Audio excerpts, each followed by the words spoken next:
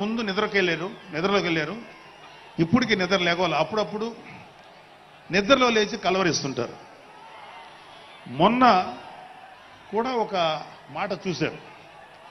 కళ్ళు మూసి తెరిచేలోగా 9 నెలలు అయిపోయినాయి, ఇంకెంత, ఇంకాసారి కళ్ళు మూసి తెరిచేలోపుగా 5 ఏళ్ళు అయిపోతాయి, ఆ తర్వాత అధికారం మాదే అని ఆయన మాట్లాడుతుంటే అంతకన్నా ఏ హాస్యగాడు కూడా అంత అద్భుతంగా చేయలేడు.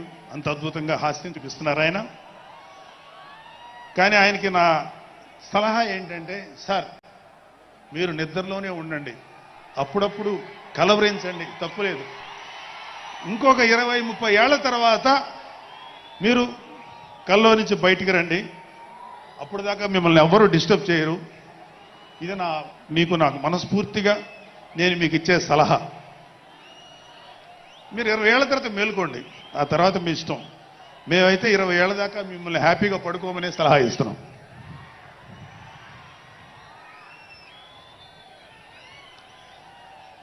సో ఆంధ్రప్రదేశ్లో పవన్ కళ్యాణ్ గారి యొక్క చొరవతోటి ఏర్పాటైనటువంటి ఈ కూటమి ప్రభుత్వం ఎన్ని చోట్ల ఎంత పెద్ద సక్సెస్ అయిందో, ఎంత 164 సీట్లు సాధించే దిశగా ఆయన ఎంత కష్టపడ్డారో మనందరికీ తెలుసు.